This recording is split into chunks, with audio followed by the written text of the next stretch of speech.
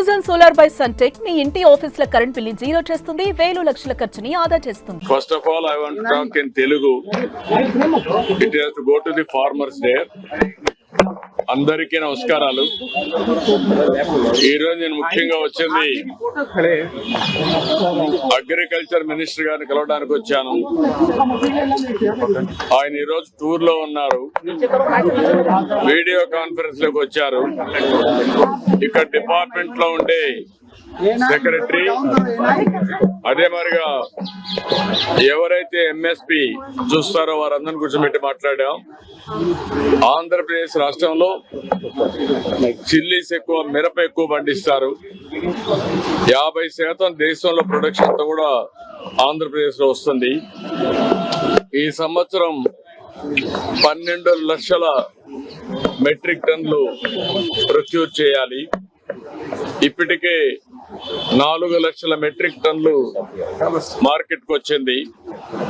అయితే ఈరోజు ఈ పంట వేసేవాళ్ళు 4 లక్షల దగ్గర 5 లక్షల ఎకరాలు ఈ పంట వేస్తున్నారు.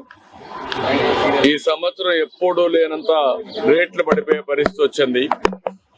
పోయిన సంవత్సరం ఇంటర్నేషనల్ మార్కెట్లు కూడా బాగుండడం, దానివల్ల రైతులు కూడా కొంతవరకు ధర వచ్చింది. అయితే అనూహ్యంగా ఈ సంవత్సరం వేరే దేశాల్లో డిమాండ్ తగ్గడం మన రైతులకు చాలా నష్టపోయే పరిస్థితి వచ్చింది. ఆ విషయమే మంత్రి గారికి చెప్పాను. ఎట్టి పరిస్థితుల్లో రైతులను ఆదుకునే బాధ్యత మన మీద ఉంది.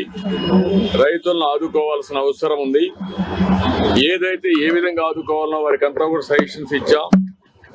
మామూలుగా అయితే ఎంఐఎస్ కింద, మార్కెట్ ఇంటర్వెన్షన్ స్కీమ్ కింద 25% ఇంటర్వ్యూన్ అవుతారు.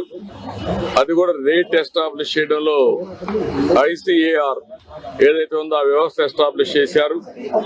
వాళ్ళు కూడా ప్రాక్టికల్ రేట్ కాకుండా ఆంధ్రప్రదేశ్ లో ఉండే కాస్ట్ ఆఫ్ కల్టివేషన్ తీసుకోకుండా వాళ్ళు ఒక రేట్ ఇచ్చే పరిస్థితికి వచ్చారు. అవన్నీ సరిచేయాలని చెప్పాను. రేపు ఒక మీటింగ్ పెట్టుకొని మళ్ళీ మాకు ఒక ఇన్ఫర్మేషన్ ఇస్తా ఉంటున్నారు. రైతులను ఆదుకోవాలి. 25% సీలింగ్ చేసి అవసరమైతే వాళ్ళ యొక్క వ్యవస్థలో గ్రూప్ ఆఫ్ మినిస్టర్స్ ఉన్నారు, కమిటీ ఆఫ్ మినిస్టర్స్ ఉన్నారు. వాళ్ళు కూర్చొని నిర్ణయం చేసి రైతులకు మేలు చేయాల్సిన అవసరం ఉంది. రెండోది, ఏదైతే 50% అంటే వాళ్ళు 50% ఇస్తే రాష్ట్రం 50% ఇవ్వాలనేది కూడా ఉంది. దాన్ని కూడా ఏం చేయాలో కూడా ఆలోచించమన్నాను.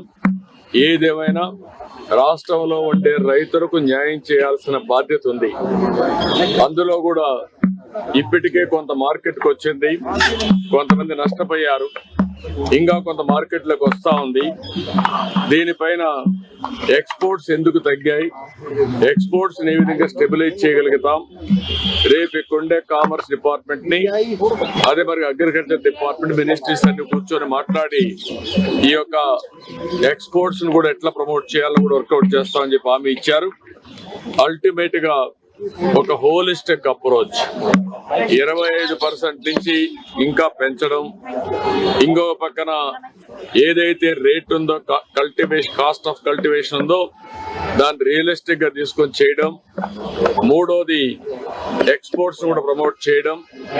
వీలైతే రాష్ట్ర ప్రభుత్వానికి ఇబ్బందులు ఉన్నాయి, తప్పదనుకున్నప్పుడు ఏం చేయాలో మేము కూడా వర్కౌట్ చేస్తాం. కానీ రైతులను ఆదుకోవడం అతి ముఖ్యమైన ఉద్దేశం. అది చేయాల్సిన కోరాను.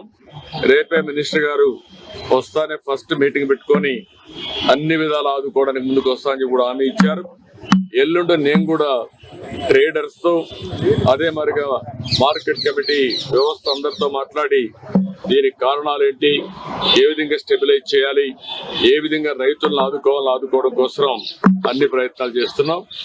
ఈ విషయమే వారితో నేను మాట్లాడాను. ఈ విషయంలో రైతులందరికీ విజ్ఞప్తి చేస్తున్నా, మీరు కూడా ఆందోళన చెందాల్సిన అవసరం లేదు. ఇటు రాష్ట్రం, అటు కేంద్రం అన్ని ప్రయత్నాలు చేస్తాం. అందరిని ఆదుకోవడం కోసం ఏ విధంగా చేయాలో అన్ని చేసి మిమ్మల్ని ఆదుకునే ప్రయత్నం చేస్తామని చెప్పి కూడా రైతాంగానికి విజ్ఞప్తి చేస్తున్నా. ఇప్పటికే నేను 3 లెటర్లు పంపించాను.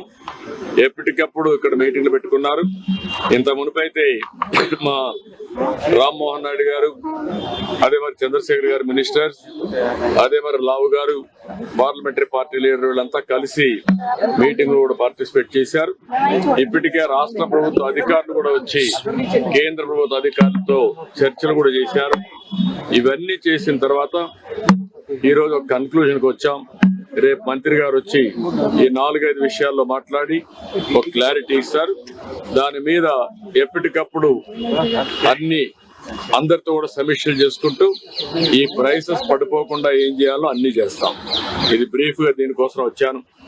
మీటింగ్ అయితే మంత్రి గారు లేకపోయినా ఇక్కడ మాట్లాడిన తర్వాత కొంత క్లారిటీ వచ్చింది. ప్రధానమైన ఉద్దేశం మిరప పండించే రైతులను ఆదుకునే విధానానికి ఈ రోజు ఇక్కడికి వచ్చాను. సుమన్ టీవీలో మీ పర్సనల్ అండ్ బిజినెస్ ప్రమోషన్స్ కోసం కింది నెంబర్కి కాంటాక్ట్ చేయండి.